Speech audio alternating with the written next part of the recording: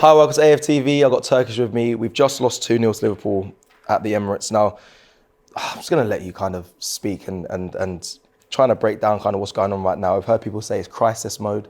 I mean, before this season, I don't know if you predicted Arsenal to win the league. I don't know if you did. I always thought City was still going to go on and do it. But there was hope in me at some stage, especially the way we started the season. You know, we was at the top at Christmas. But now, Turkish, after what I've just seen as well today, it's not acceptable. 2-0 to Liverpool, a Liverpool side that just was fielded at the Emirates.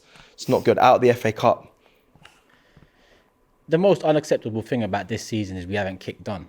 You talk about the league, Man City are always favourites, but we haven't kicked on in the league. You know, I'm looking at Arsenal Football Club. We've spent 200 plus mil. I know, unfortunate with the Timber one, but 170, 180 million of that money went towards 2 midfield reinforcements, and they haven't been injured. They've been mainstays in the side, one of which has, you know, hit the ground running, been a focal point, and is up for, you know, early candidate for player of the season. You know, well, he was a few games ago. And the other is the other, and I'm going to get into the other shortly, but it's a big mess that Arteta, in my opinion, has put himself in. All on him. Is that what you're looking at? Because people are always quick to praise him when things are going well, but you putting a lot of these 3 losses on him. Yeah, you know what? Okay, I'm going to tell you why before people start moaning and crying and calling me negative and just jarring the hell out of me, yeah? Last season, I was very surprised at what Arsenal produced. Very surprised. And I couldn't put my finger on it. I couldn't, you know, understand it because, you know, when you compare the players we have to the players City have or Liverpool have, they fall short. You know, there's been debates over the last couple, silly debates at that, but they fall short in terms of experience, cutting edge, being a killer, being hungry enough at the highest. You know, we come some way short of that. So I was surprised at the level we managed to reach at for the majority of last season. And my surprise meant that I put it all on Arteta. I said, wow. Fair. You know, our front four are scoring a hell of a lot of goals.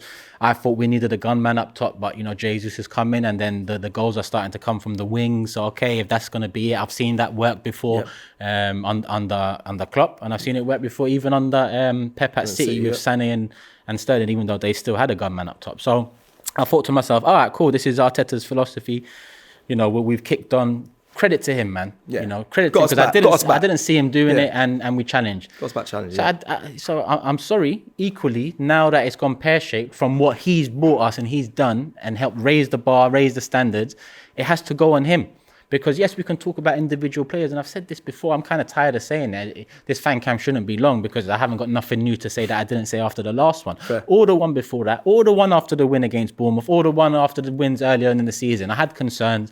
Those concerns were not, you know, were rightly not taken in well because we're top of the league. But those concerns now we're not top of the league. Now we're out of the FA Cup. Now really and truly our biggest hope comes from a big slip up from Liverpool and City in the league and us to be immaculate, or a favourable run in the Champions League and somehow, still, you know, even a favourable run at this moment in time. We lost to Fulham and West Ham.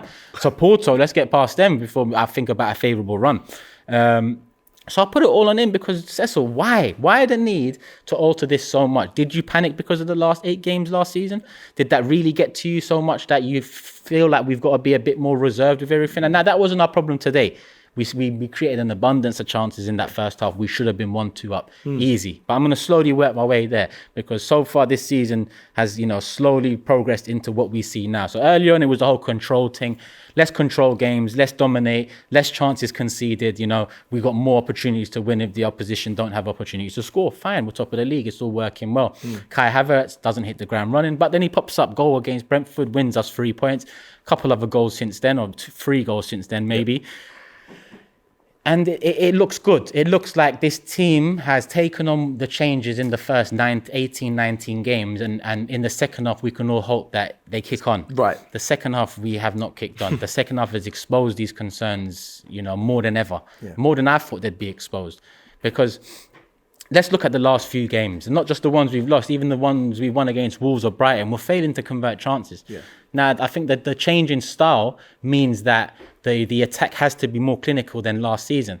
And our attack wasn't actually clinical last season in terms of the chances and you know, Carragher's gone into that percentage-wise and whatnot. No one was really at the percentage where you'd say they're clinical. But the hope was they'd kick on and be clinical this 100%. Year. One of them, Martinelli or Saka. 100%. But the whole team changes, you know, Rice comes in, Partey's injured, but Partey starts the season right back. So was the idea that Rice is Partey's upgrade, Havertz is Xhaka's, and Odegaard makes the three, and Partey slowly phased out, or maybe inverted? God knows. Yeah, people can't say, oh, it's Partey's injury, Partey and Rice. I don't know what the midfield three would be. Yeah, I don't know. So a change up happened there. Yeah, Gabriel was also dropped at a phase at the start of the season as well. He wasn't playing. And on Jesus, he's injured again. Yeah. Similar to Partey, we said, surprise, surprise, he's injured again. When you come back from big knee injuries, the expectation should be that it's going to flare up a few times over the next year or two. It should be the expectation.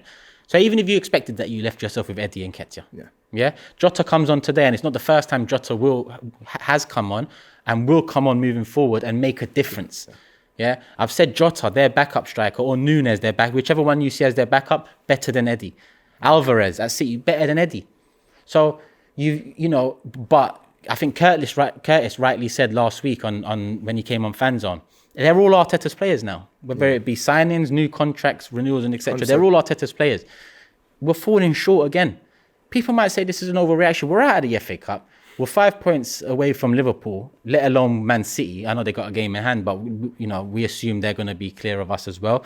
So we've got to hope that we're immaculate and them two fall off. The two that have been challenging at the top end of the highest level, not just in England but in Europe in recent years.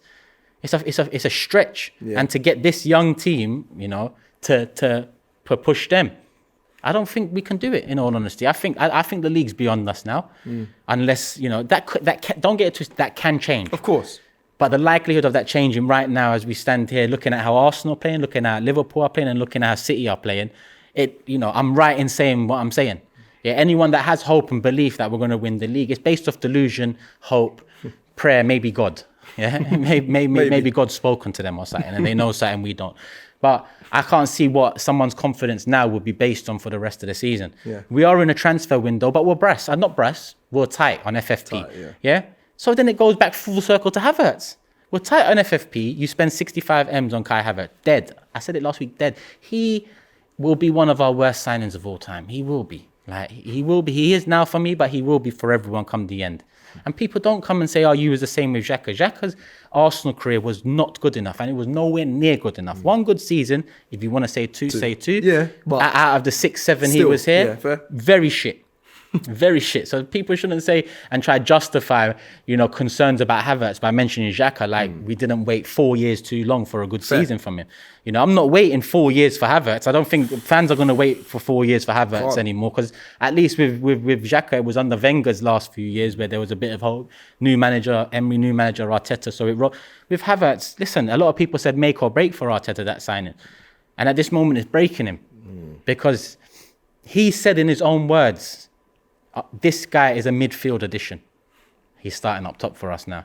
That to me indicates you got it wrong, my bro, because you've got Eddie there, who you also kept and gave the number 14 to as the backup striker. Fair. So your main striker's out, but you don't put your backup striker in.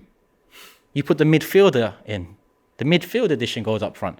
He's juggling now, and he's got to find form in that juggle, because there is no excuses anymore. I don't want to hear about inexperience anymore.